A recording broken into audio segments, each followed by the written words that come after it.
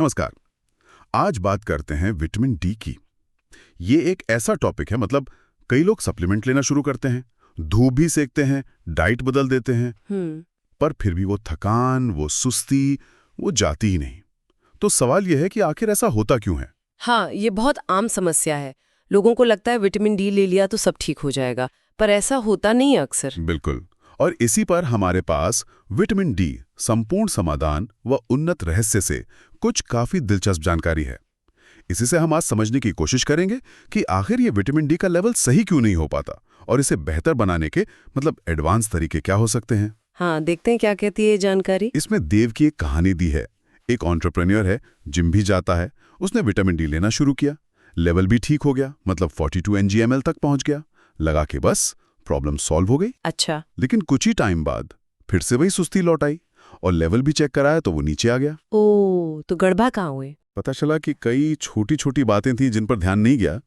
जैसे उसने बीच में सप्लीमेंट का टाइप बदल दिया था, डाइट में फैट कम कर दिया था, K2 साथ में नहीं ले रहा था, मैग्नीशियम की कमी थी, और हाँ, उसकी नाइट शिफ्ट्स भी थीं।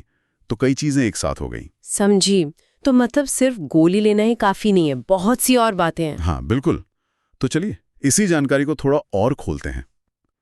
पहली बात जो सामने आती है वो है स्मार्ट सप्लीमेंटिंग।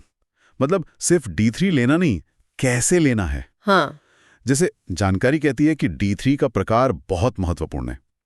सॉफ्ट जेल या फिर इमल्सिफाइड ड्रॉप्स बेहतर काम करते हैं उन चाक जैसी गोलियों के मुकाबले। बिल्कुल सही। इसका सीधा ताल्लुक है कि वो शरीर में कितना जज्ब हो रहा है, मतलब अवशोषण से। हाँ। सॉफ्ट जेल और ड्रॉप्स वसा में आसानी से घुल जाते हैं। अच्छा। और इसे लेने का तरीका भी, जैसा आपने कहा, बहुत अहम है। इसे किसी हेल्दी फैट वाले खाने के साथ लेना चाहिए। ओके। खासकर सुबह या दिन का जो पहला भारी भोजन हो उसके साथ। और एक बात, फाइबर वाले खाने के ठीक साथ लेने से बचना चाहिए। क्यों? फाइबर से क्या दिक्कत है? क्योंकि फाइबर जो है वो फैट सॉल्युबल विटामिन्स जैसे विटामिन डी के अवशोषण में थोड़ी रुकावट डाल सकता है। ओह, ये तो नई बात पता चली। और एक और बहुत जरूरी बात सामने आई, K2। इसे D3 के साथ लेना ये क्यों इतना जरूरी है? इस पर कम ही लोग ध्यान देते हैं। हाँ, ये बहुत ही ज्यादा महत्वपूर्ण है और अक्सर लोग इसे नजरअंदाज कर देते हैं। देखिए, विटामिन डी क्या करता है? वो कैल्शियम को खून में लाने में मदद करता है। लेकिन विटामिन K2 का काम है उस कैल्शियम को सही पते पर पहुंचाना, यानी हड्डियों और दांतों में।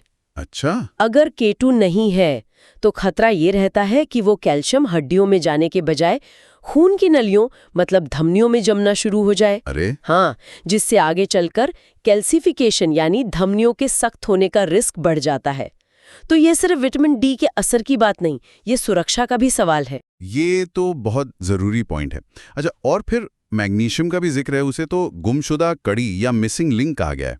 ऐसा क्यों? मैग्नीशियम, हाँ, क्योंकि शरीर में विटामिन डी को उसके एक्टिव फॉर्म में, मतलब काम करने लायक रूप में बदलने के लिए मैग्नीशियम की जरूरत पड़ती है। ओके। अगर शरीर में मैग्नीशियम काफी नहीं है तो आप चाहे जितना विटामिन डी ले लें, वो पूरी तरह से अपना काम कर ही नहीं पाएगा। तो मतलब मैग्नीशियम के बिना D3 अधूरा है? एक तरह से कह सकते हैं। जानकारी के हिसाब से ग्लाइसिनेट या साइट्रेट फॉर्म में रोज का लगभग 200 से 400 मिलीग्राम मैग्नीशियम लेना मददगार हो सकता है।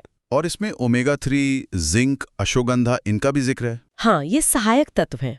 ये विटामिन डी की कार्य प्रणाली को और बेहतर बनाने में मदद कर सकते हैं। ये सब मिल के काम करते हैं। ठीक है। तो मान लिया कि किसी ने ये सब ठीक से किया, सप्लीमेंट सही लिया, K2 लिया, मैग्नीशियम लिया, लेवल सुधर भी गया, लेकिन फिर भी ये लेवल दोबारा कम क्यों हो जाता है, जैसे देव के केस में हुआ? हाँ, ये भी होता है। इसके कई कारण हो सकते हैं। एक तो जैसा आपने कहा, अनियमितता, मतलब रोज खुराक न लेना, भूल जाना। दूसरा, मौसम, खासकर सर्दियों में धूप कमजोर होती है तो शरीर में विटामिन डी कम बनता है। सही बात है। जीवन शैली का भी बड़ा रोल है। रात की शिफ्ट में काम करना या देर रात तक स्क्रीन देखना, इससे शरीर का जो मेलेटोनिन साइकिल है वो बिगड़ता है। उसका विटामिन डी से क्या कनेक्शन है? उसका सीधा नहीं पर अप्रत्यक्ष संबंध है हार्मोनल बैलेंस से। और डाइट में बदलाव, जैसे अचानक से खाने में फैट बिल्कुल कम कर देना, उससे भी अवशोषण पर असर पड़ सकता है। समझ गया। अच्छा, कुछ आम सवाल भी होते हैं लोगों के मन में, जैसे क्या रात में ले सकते हैं D3 और K2 के बिना लेना कितना सेफ है? सही लेवल क्या माना जाए? देखिए, जानकारी के अनुसार सुबह लेना बेहतर माना जाता है। शरीर की जो नेचुरल रिदम है उसके साथ चलना अच्छा है। ठीक है। और K2 के बिना D3 लेना, खासकर लंबे समय तक, जैसा हमने अभी बात की, वो धमनियों के लिए थोड़ा रिस्की हो सकता है। लेवल की बात करें तो सबसे जरूरी है टेस्ट करवाना। ऐसे अंदाजे से नहीं लेना चाहिए।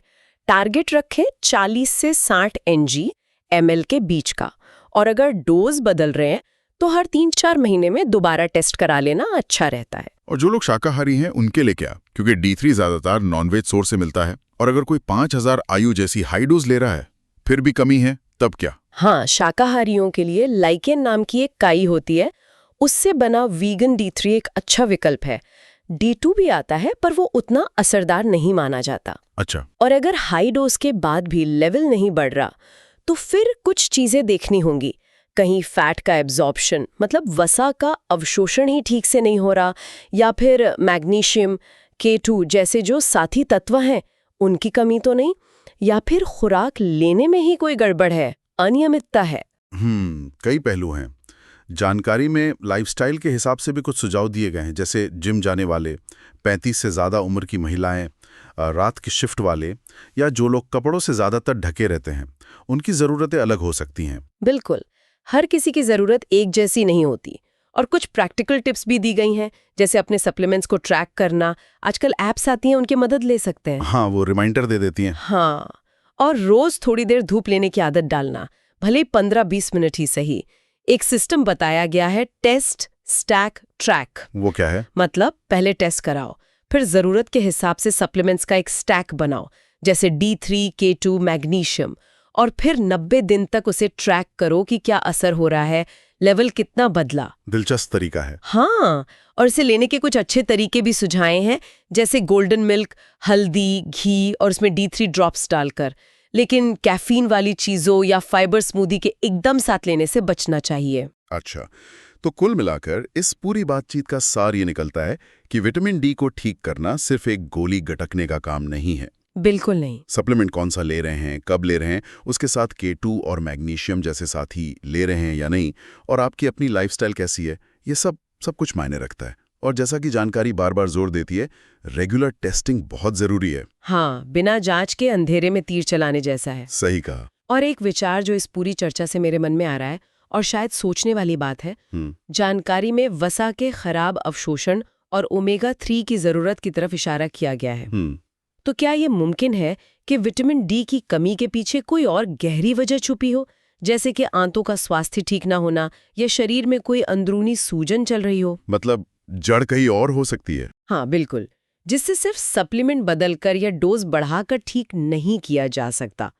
शायद हमें सिर्फ लक्षणों पर फोकस करने के बजाय उस मूल कारण तक जाने की जरूरत हो। ये एक सोचने वाली बात है।